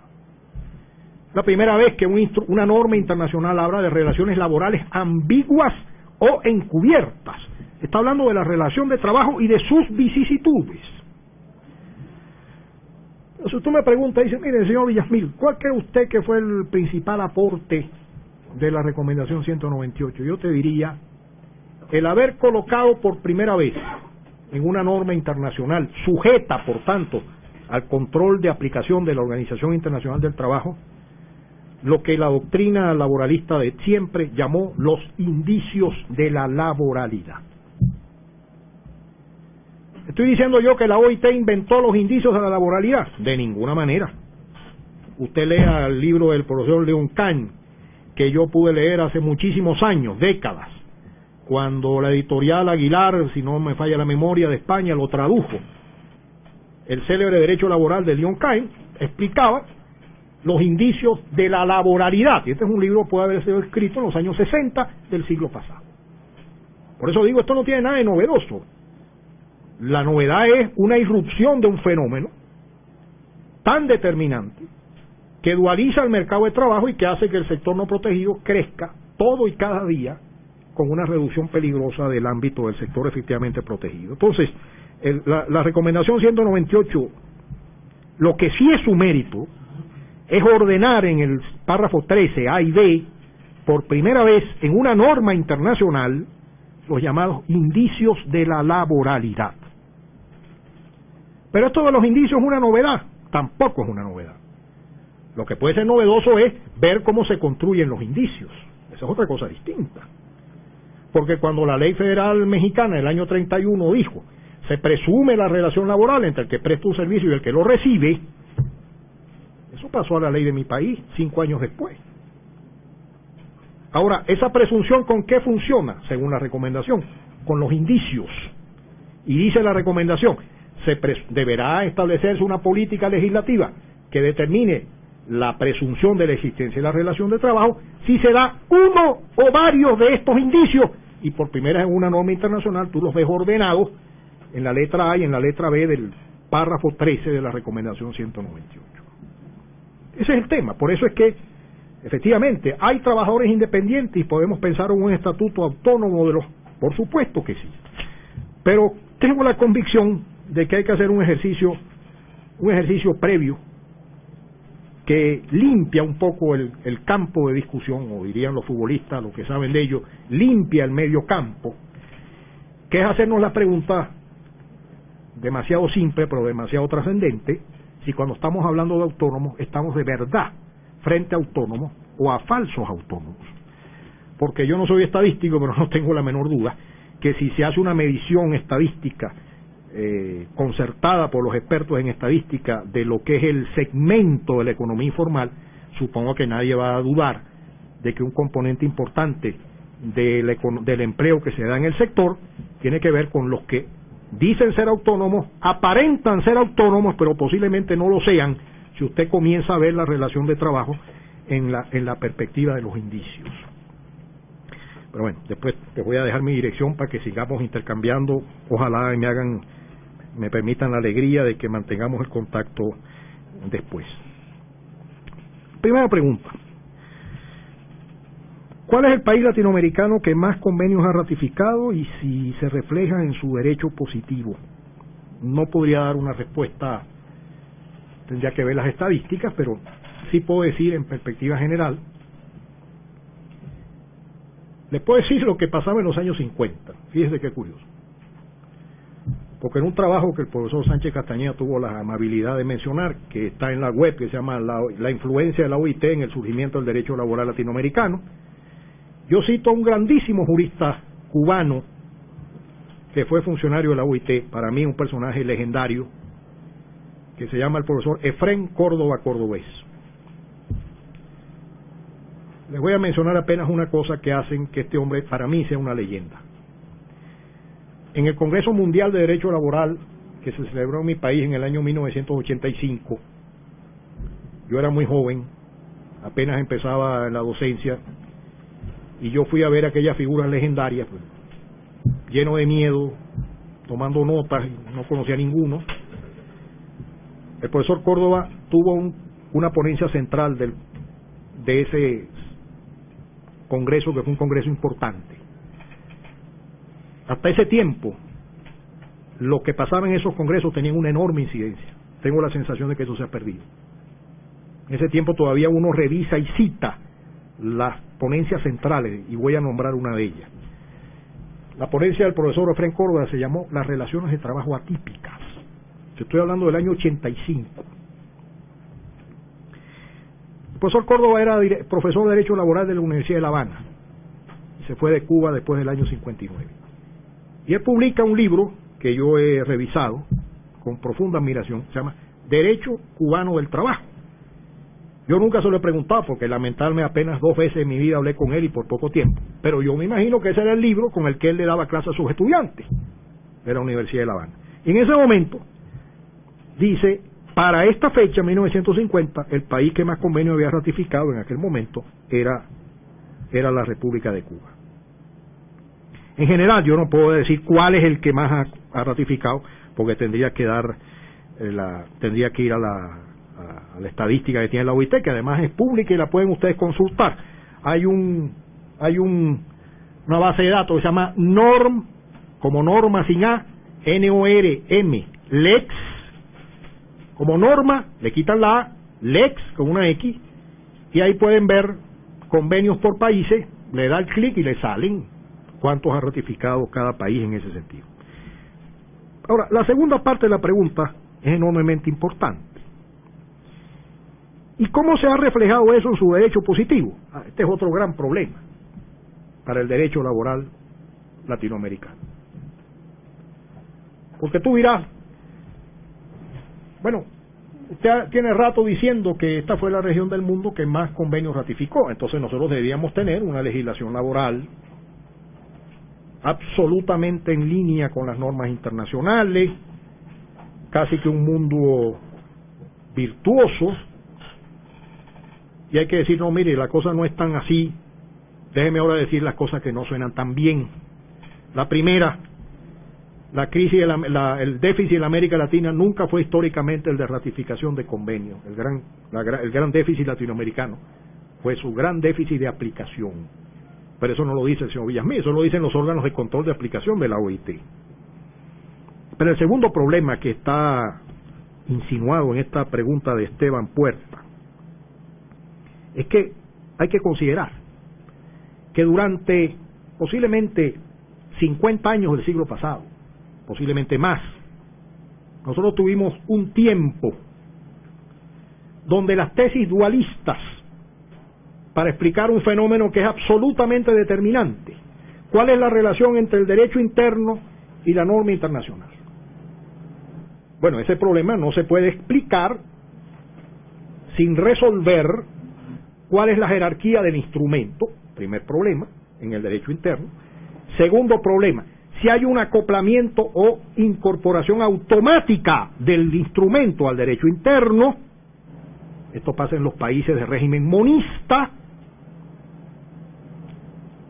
pero bajo el dualismo, y yo por algún lado escribí una cosa que decía, la larga noche dualista en la América Latina, lo que pasaba era una cosa muy distinta. Lo que pasó fue que la tesis generalizada fue, los convenios son normas programáticas que no tienen eficacia directa en el derecho interno porque están supeditados a una reglamentación futura de desarrollo, consecuentemente no crea derechos subjetivos y diríamos modernamente, en el ámbito del derecho universal de los derechos humanos, esos derechos no son justiciables. Bueno, este esquema, este dualismo, reinó en la América Latina demasiado tiempo para mi gusto. Esa es la reflexión que hay que hacerse cuando uno quiere saber cómo se refleja la norma en el derecho interno. Porque el tema no es, el elemento del número de ratificaciones es un elemento importante, pero puede ser un elemento engañoso por sí solo. Hay que verlo en conexión con, por eso la idea de sistema es muy importante. Hay que verlo en conexión con otros problemas. Uno, el problema de aplicación o no. Y dos, un problema que involucra al derecho constitucional, pero también, por supuesto, al derecho laboral, la eficacia de la norma internacional en el derecho interno. ¿Cuáles son las principales dificultades a las que se enfrenta el derecho procesal laboral latinoamericano? Arbitraje, sindicalismo, etcétera, pregunta Edgar Ruiz. Una pregunta muy interesante. Efectivamente, si alguien me hubiera preguntado, está de algún modo insinuado, la reforma laboral latinoamericana de este tiempo, ¿cuáles son los temas que la han venido ocupando? Yo ahí diría dos cosas. Los temas que la ocupan son dos temas, y se le ve en perspectiva de derecho latinoamericano del trabajo comparado.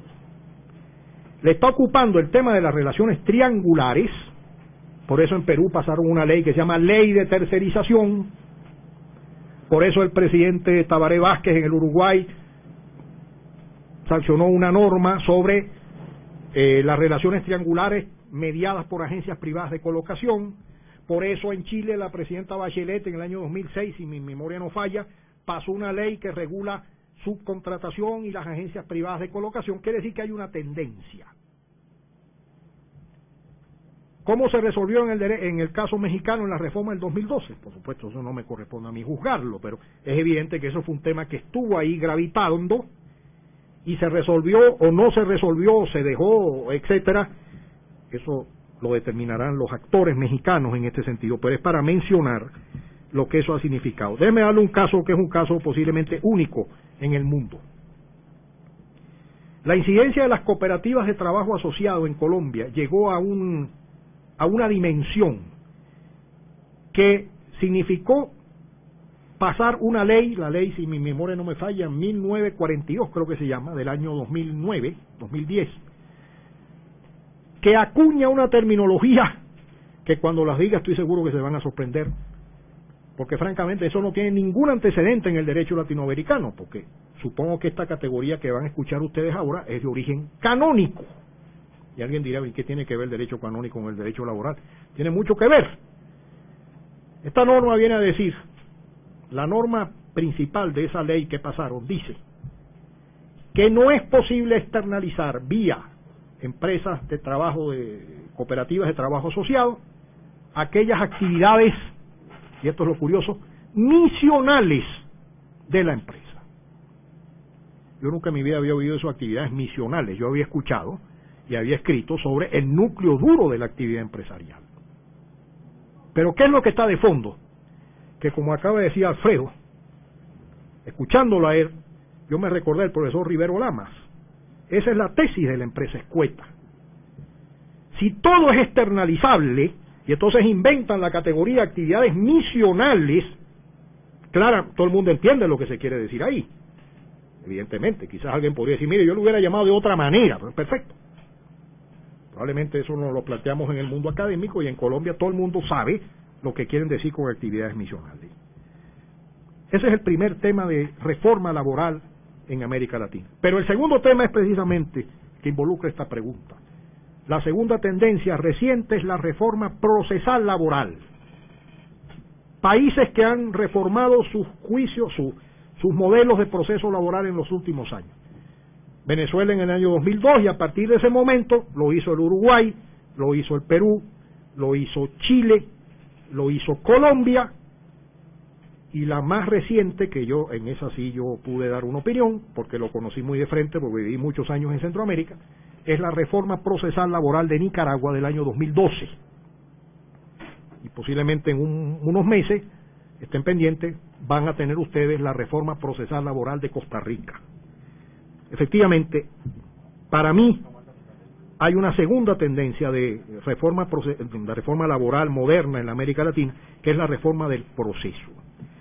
¿Cuáles son las principales dificultades? Bueno, en general son modelos de procedimiento que determinan un modelo de oralidad, un modelo donde hay muchas veces una doble instancia de mediación y de juicio.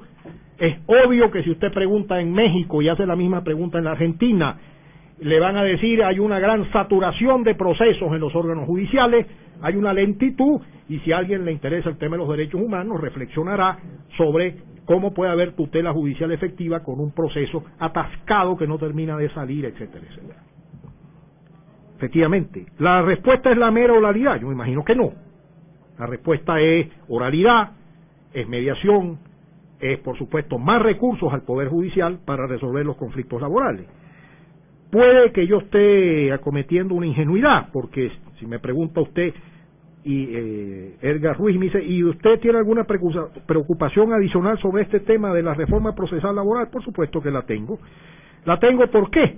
Porque frente al escenario evidente de una justicia laboral saturada con procesos lentos, escritos, que no salen, donde hay mucha desestímulo a continuar el proceso y mucha gente termina desistiendo en ese particular, comienzan a surgir tesis que lo que vienen a plantear en última instancia es, mire, no hablemos tanto de la jurisdicción del trabajo, comencemos a hablar en métodos privados de solución de conflictos, vía mediación o lo que sea, y eso lo vamos a resolver inmediatamente para no tener una jurisdicción que en este sentido vale dinero en ese particular. Déjame terminar estas tres y te doy la palabra. Se podría considerar que las nuevas políticas en derecho del trabajo latinoamericano pueden ser regresivas, es decir, se pierden derechos llegando a la etapa de antes de 1930. Desde luego, me imagino que no hay nada más regresivo que ver un mercado laboral dualizado donde el segmento que no tiene protección es más grande que el segmento que tiene protección. Eso de entrada pues me haría coincidir con la reflexión. Pero miren lo que está pasando. Esto es una tesis absolutamente personal, es lo que yo observo, por lo que me toca trabajar y por lo que me llega. En los últimos años, salvo excepciones, no ha habido, salvo el caso de México en 2012, procesos de reforma general de la legislación. General, no la ley de tercerización en Perú, o el régimen de las agencias privadas de colocación en Chile, o lo que determinó el gobierno del Uruguay, el Uruguay hace unos 5 o 6 años. Puede haber una reforma general del Código del Ecuador en poco tiempo, se va a iniciar el proceso, preocupante para mí porque tuve misión en el Ecuador y percibo que hay grandes contradicciones entre los actores, una división sindical que creo que está gravitando de manera muy negativa en lo que puede ser este tema, y es una lástima porque el Ecuador tiene, que yo sepa, 30 años intentando revisar su Código del Trabajo.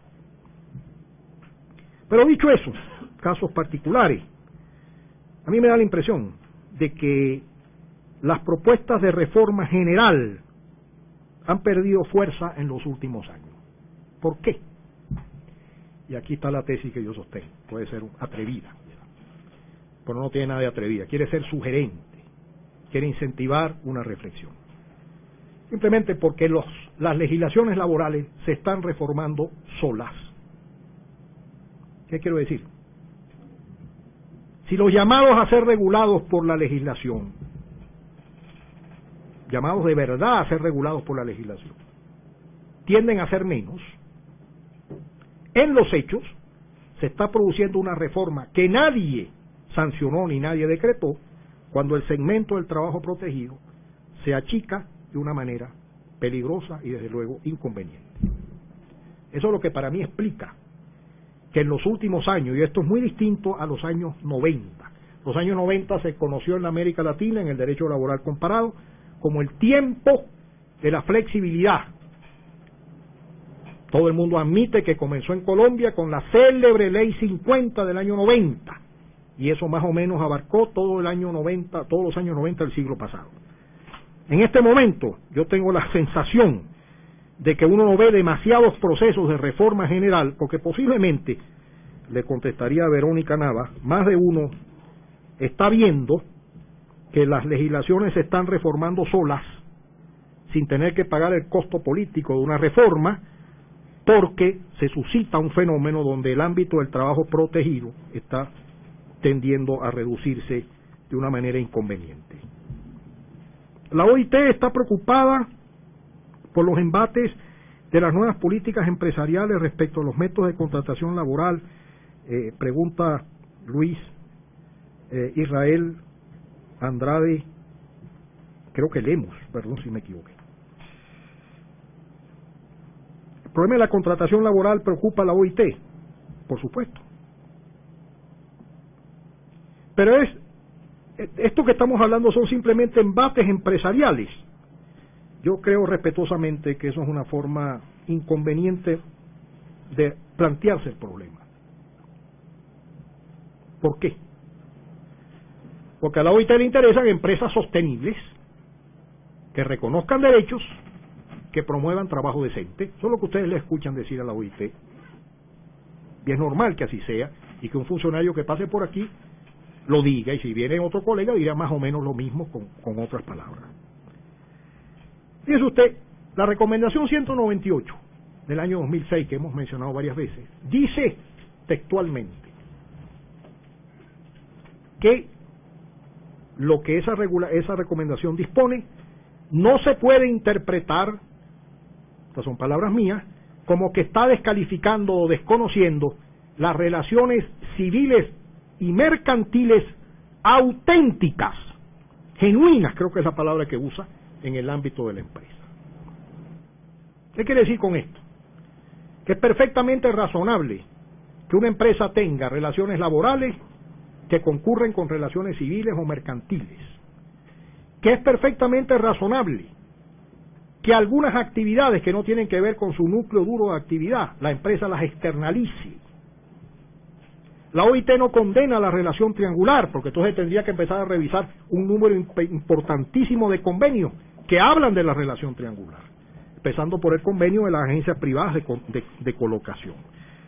Lo que la OIT condena y le preocupa es que haya modalidades de contratación laboral y de externalización que lo que en el fondo significa son mecanismos para extraer, expulsar trabajadores del ámbito de una legislación garantista del trabajo a un segmento de trabajo desprotegido. Ese es efectivamente el problema. Esa es la preocupación. En relación a las empresas, a las políticas empresariales, decir que la OIT habla de la relación de trabajo y del 198 como habla de las empresas de trabajo sostenibles, porque entiende que sin empresas de trabajo sostenibles no pueden efectivamente producirse empleos decentes. ¿El emprendedurismo es la solución al desempleo juvenil en México? Me pregunta Georgina. No tengo elementos para poder dar una definición concurrente, no manejo estadísticas ni muchísimo menos. Por supuesto, el tema juvenil, bueno, no manejo estadística, pero no puedo dejar de decir lo que es una obviedad. El gran problema del desempleo en América Latina se mide fundamentalmente, tiene, como decía la OIT en alguna parte, el desempleo latinoamericano tiene cara de joven, y eso es muy claro en ese sentido. El tema de la idea del emprendedurismo, creo que se llama, los emprendedores, es la solución al desempleo. Como solución global, pues francamente no me atrevería a afirmarlo, ni muchísimo menos. Como reflexión desde el derecho laboral, que es la que yo puedo ofrecer, no soy economista, no soy experto en estadística, en medición del mercado de trabajo. Lo que desde luego me suscita como preocupación toda esta reflexión del emprendedurismo, etcétera, etcétera, es que significa una política de fomento del empleo que yo quisiera repensar desde otro convenio, y no tenemos ya tiempo de discutirlo, pero déjeme al menos mencionarlo, que es el convenio 122 de la OIT sobre las políticas de empleo. Este es un convenio muy importante, no me voy a detener en él por razones de tiempo, pero yo sostengo que si uno quiere arriesgar una tesis para explicar de dónde salió la noción del trabajo decente, yo tengo la impresión de que esa noción salió del convenio 122, el convenio sobre la política de empleo. ¿Qué tiene que ver eso con la pregunta? Tiene que ver porque en muchas formas de esta promoción de los emprendedores, etcétera, etcétera, a veces me preocupa, pues esto es una reflexión absolutamente personal, que se esté desplazando el deber de fomentar empleo hacia los trabajadores que llegan al mercado laboral por primera vez, los jóvenes. O en todo caso se desplaza el deber de promover empleo a quien no es la autoridad pública, que según el convenio 122 tiene el deber de fomentar una política de empleo que genere empleos decentes, diríamos en términos más modernos. Eso es lo que a mí me preocupa en relación a toda esta debate intensísimo en América, pero especialmente en Europa, sobre toda la idea de los emprendedores. Por supuesto, yo no deslegitimo ni muchísimo menos la idea, simplemente expreso los puntos de reflexión que a mí me suscita desde la perspectiva muy particular del derecho laboral. Tengo temor de que se está desplazando el deber de fomentar empleos decentes hacia los jóvenes, hacia los trabajadores, es decir, hacia quienes posiblemente tengamos sectores sociales que tienen más dificultad de propiciarlo, con lo cual tengo la impresión de que muchas veces el Estado se libera de lo que para mí es una carga obvia de políticas públicas de fomento del empleo. ¿Es mi opinión? No, eso es lo que dice el convenio 122. Y déjame dar una información final, antes de darle la palabra a mi amigo. El convenio 122 es uno de los convenios de la OIT que se han definido como convenios prioritarios para la gobernanza.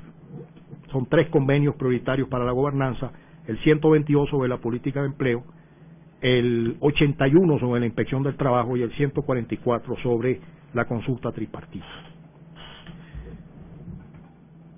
Por favor. Muchas gracias. Mi duda principal era cuál era la visión general en América Latina sobre la impartición de justicia por parte de los tribunales. Me ha quedado claro que la saturación de trabajo, la lentitud de los procesos, pues básicamente es la visión general, ¿no? No hay una impartición de justicia como tal por ese tipo de problemas.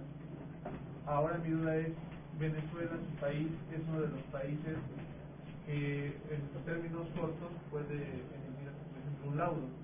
¿Qué tan bueno o qué tan malo es para el derecho del trabajo esa situación?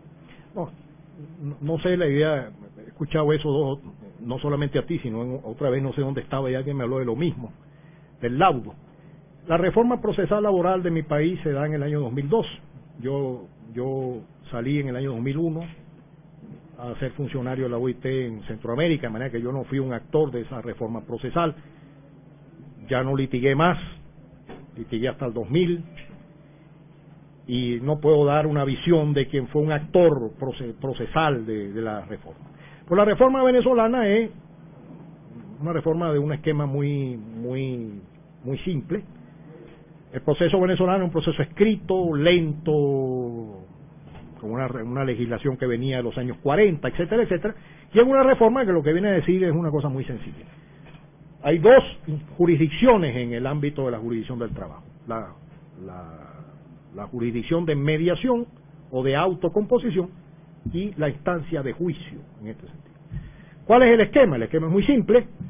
El juez de conciliación recibe la demanda, se dan una serie de trámites que se acortan, por ejemplo en materia de pruebas, e inmediatamente se suscitan las audiencias de conciliación o de mediación, donde todo está dirigido a que el proceso termine allí. Entre otras cosas porque a los jueces le miden el rendimiento, preguntándole cuántas mediaciones logró usted y usted homologó para que no llegara a la fase de juicio. Ese es el esquema. Y desde luego las estadísticas dicen que, no puedo dar estadísticas exactas, pero desde luego más del 75% de los casos que llegan se resuelven en la fase de mediación, con un juez que tiene el deber de intentar de que eso no llegue a la fase de juicio. Muy bien, al lado de esta instancia de mediación hay una fase de juicio, donde hay un juicio que se rige por el principio del contradictorio, donde por supuesto hay un juicio oral, donde hay un régimen de facilitación del debate probatorio y donde efectivamente, hay que decirlo, el término de tiempo para la producción de la sentencia definitiva se ha cortado en este particular. Por encima de eso está la instancia de recurso a una jurisdicción superior y una sala de casación laboral en la Suprema Corte de Justicia, donde pasan cosas que tienen una enorme incidencia y que ha suscitado muchas críticas internas, que es que la sala constitucional se arroga competencias, incluso puede revisar sentencias de las otras salas de la Corte, con lo cual hay un verdadero poder de la sala constitucional al lado de las otras salas, empezando por la sala de casación laboral en ese sentido. Muy bien, este es el esquema, dicho de manera muy insuficiente seguramente, de lo que fue el esquema de la reforma laboral venezolana procesal del año 2002. La discusión de todo esto, y termino por razones de tiempo, es, cuando usted lee las sentencias, el debate, y esto tiene que ser un trabajo de los académicos, porque los académicos tienen algo que decir en todo esto, porque los académicos forman jueces, o forman a juristas que mañana van a ser jueces, es que la calidad del fallo sea capaz de ir produciendo una doctrina, una jurisprudencia consolidada, progresista, renovada, que vaya ayornando la legislación y que produzca una doctrina que le sirve a los operadores jurídicos, le sirve a los jueces que están en instancias más inferiores, pero le sirve a los abogados litigantes, le sirve a los trabajadores que se defienden, a los empresarios que demandan o se defienden, es decir, le sirve a los operadores jurídicos. Este para mí es el problema, pero desde luego es una opinión parcial de un venezolano, que por supuesto siempre es un problema hablar del propio país de uno, y más cuando yo, que fui litigante también, hace ya unos cuantos años, lamentablemente, que por ser funcionario internacional no litigo. Pero ese fue un poco el esquema de la reforma venezolana. Ese es el, grosso modo, el modelo que se adoptó en Nicaragua. Nicaragua adopta una reforma en el año 2012, dice esta es la fase de mediación y esta es la fase de juicio. Y efectivamente lo que están indicando las primeras estadísticas que conozco, yo viví muchos años en Centroamérica, es que logran resolver muchos temas en la fase de mediación y no llegan a la fase de juicio. Déjame decirte una última cosa. Siempre suscitará en este tipo de esquema de la jurisdicción del trabajo el debate de si en otras circunstancias mereció llegar a la fase de juicio procesos que terminan resolviéndose por vía de la autocomposición. ¿Qué te quiero decir con esto? Que hay una evidente presión a la autocomposición. Yo no estoy en desacuerdo con dejar que la autocomposición triunfe, desde luego, pero me temo que muchas veces la presión ante la incertidumbre de la fase de juicio, el costo, etcétera, etcétera, como ha dicho más de una persona, de alguna manera incentive a resolver en vía de autocomposición procesos, casos que quizás debieron llegar a la fase de juicio. Y esto toca finalmente un tema, y es lo último que podría comentar, que es absolutamente determinante de este debate y de cualquier otro. Hablar de la tutela judicial efectiva, que es un derecho fundamental. Déjame decirte algo, la OIT no tiene un convenio sobre la justicia del trabajo. Yo tengo la impresión de que ese convenio hace demasiada falta. Esta organización tiene 189 convenios y no tiene uno solo dedicado hasta ahora a la justicia del trabajo. Eso no significa que la OIT le va a decir a México cómo van a ser sus tribunales, de ninguna manera, pero sí valdría la pena tener una norma internacional que establezca al menos principios generales de lo que sería ser, de lo que debería ser, en mi modesta opinión, la traducción a la jurisdicción del trabajo de ese derecho humano fundamental que se llama la tutela judicial efectiva. Perdone que me haya extendido tanto y fíjese que se han tenido que ir algunos de ustedes por mi exceso. Por el tiempo de clase. Pues si no hay alguna otra pregunta de por medio, no nos queda más que agradecerle a Humberto Villasmil su presencia, que esperamos se repita pues muy pronto. Ojalá Dios mediante. Su documento nos lo va a dejar para... Tú sabes que aquí lo tengo, pero prometo mandártelo después una vez que en Lima me autoricen a que esto ya pueda circular, porque esto está lo que se llama ahora, en una cosa de la OIT que se llama Paper Review. Ah, muy bien. Bueno. Tú sabes muy bien porque tú eres editor, lo que eso significa. Muy bien. En cuanto tengamos el documento, sí, lo tendrán aquí. Lo vamos a publicar en el instituto. Y eso lo va a editar el FORLAC, va a ser un documento público, creo que va a ser, posiblemente lo publiquen antes de la conferencia regional americana de la OIT, que comienza en 2 semanas, y una vez que sea así, pues, el primer lugar que va a llegar es aquí. Muy bien. Bueno, pues muchísimas gracias, Humberto Villasmil, y muchas gracias a ustedes por su presencia. Gracias.